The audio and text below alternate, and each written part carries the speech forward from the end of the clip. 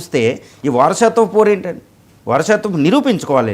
ఇక్కడ ఎన్జీ రావు గారు ఒక ఆంధ్రప్రదేశ్ తెలంగాణ పాలిటిక్స్ రెండు కంపేర్ చేస్తే అక్కడ షర్మిల గారు అన్న మీద యుద్ధం చేసి బయటకు వచ్చి మళ్ళీ పార్టీ పెట్టుకున్నారు, మళ్ళీ ఆవిడ అక్కడ కాంగ్రెస్ పార్టీ అధ్యక్షులు కొనసాగుతున్నారు. ఇక్కడ కవిత గారు మరి అన్న మీదే యుద్ధం చేస్తున్నట్లే స్పష్టంగా కనబడుతుంది. అంటే ఈ రెండు రాష్ట్రాలు ఉన్నటువంటి యువనేతల మీద చెల్లెళ్ళు ఇద్దరు కూడా మరి బాణాలు వదులుతున్నారని అనుకోవాలా? ఇద్దరికి డిఫరెన్స్ ఏంటి కవిత గారికి షర్మిల గారికి? అంటే ఇప్పుడు ఎప్పుడైనా భారతదేశం ఒక పెట్రోఆర్కల్ పితృస్వామ్య వ్యవస్థ ఉంటుంది. ఈరోజు మీరు హిందూ ఆర్టికల్ కూడా చూస్తారు, ఇక్కడ షర్మిల గారు ఇటు కవిత గారు.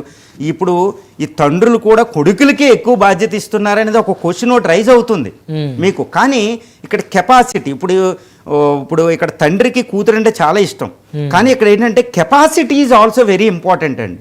ఇప్పుడు షర్మిల గారు జగన్ గారితో పోల్చుకుంటే ఎవరు హైలీ క్యాపబుల్, ఎవరికి ఎక్కువ శక్తి సామర్థ్యాలు ఉంటాయి అనేది అక్కడ మనం చూసాం పార్టీని నడిపించడం. తర్వాత కవిత గారికి ఇప్పుడు కేటీఆర్ గారు పోలితే ఎవరికి ఎక్కువ శక్తి సామర్థ్యాలు ఉంటాయి అనేది ఒకటి. తర్వాత ఇక్కడ ఇది అంటే పితృస్వామ్య వ్యవస్థలో కొడుకులకి ఎక్కువ ప్రాముఖ్యత ఉండడం అనేది మనం చూస్తున్నాం. ఇది నిజంగా తప్పే.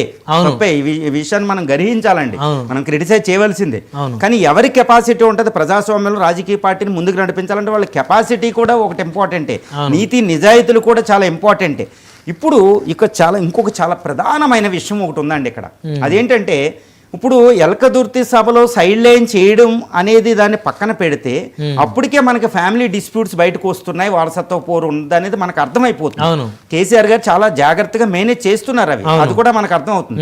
కానీ అసలు ఇక్కడ ఈవిడ అసంతృప్తికి ప్రధానమైన కారణాలు ఏంటి? అది చాలా ఇంపార్టెంట్. ఈ రోజు ఆవిడ మాట్లాడిన దాంట్లో కూడా నేను ఎంపీగా నన్ను కోవట్లని ఓడించారు, నన్ను అన్నారు, ఓడించారు అనేది. ఎవరు ఓడించారు?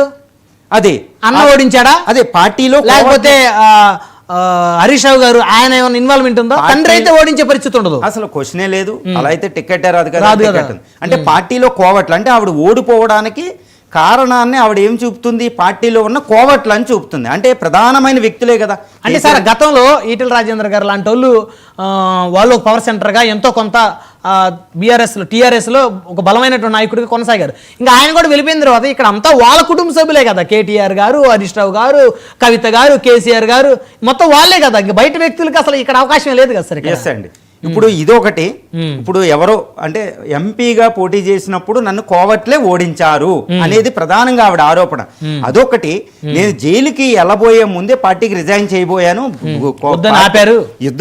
జైల్లో ఉన్నప్పుడే బీజేపీ ఇలాంటి పార్టీలు నన్ను అడిగిని అప్పుడే నేను జైలుకి వద్దును, బీఆర్ఎస్ నేను వదిలేను, కేసీఆర్ గారి నాయకత్వంలో నేను ఉంటాను ఆవిడ అంటుంది. కానీ కేసీఆర్ గారి నాయకత్వంలో ఉంటే కేసీఆర్ గారు చెప్పినట్టు వినవలసిందే, ఎందుకంటే ఆయన తండ్రి ఎట్టి పరిస్థితుల్లో వినాలి. కానీ ఆవిడ కేసీఆర్ గారు చెప్పినా ఆవిడ ఒకటి కోరుకుంటుంది.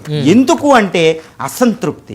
ఇప్పుడు అన్న ఇలా అదేవిధంగా హరీష్ రావు గారిని ఆవిడ నమ్మడం లేదనేది ఇక్కడ మనకు సుస్పష్టంగా మనకు. కేసీఆర్ గారిని తప్ప ఆవిడ ఎవరు నమ్మట్లేదు, ఎవరిని నమ్మడం లేదు. అంటే మిగతా వాళ్ళందరూ వల్ల పార్టీ డ్యామేజ్ అవుతుందని భావిస్తున్నారు ఆవిడ. ఎస్, పార్టీ డ్యామేజ్ అవుతుందా, ఈవిడ ఇంట్రెస్ట్ పోతున్నాయా అనేది ప్రధానమైనది ఇక్కడ. ఈవిడ ఇంపార్టెన్స్ తగ్గిపోతుంది, ఎందుకంటే ఇప్పుడు ఆవిడ ఒక లిక్కర్ స్కామ్ లో, ఢిల్లీలో జరిగిన లిక్కర్ స్కామ్ లో ఆవిడ ఎవిడెన్స్ తో ఆవిడ జైలుకి వెళ్ళింది. అసలు ఇప్పుడు ఆవిడ ఇంకా మాట్లాడడం లేదు. జైలుకి వెళ్ళడం వెనకాల కూడా కోవట్లు ఎవరు ఉన్నారు, పార్టీలో కూడా ఉండే నెక్స్ట్ స్టేజ్ లో ఉండే ఆరోపణలు కూడా ఉన్నాయి అవి.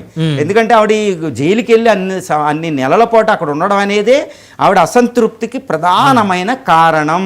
సరే, ఇక్కడ ఎంజీ రావు గారు ఆవిడ ఇంకొక మాట అన్నారు, బీఆర్ఎస్ పార్టీని బీజేపీలో కలపాలని చూస్తున్నారని.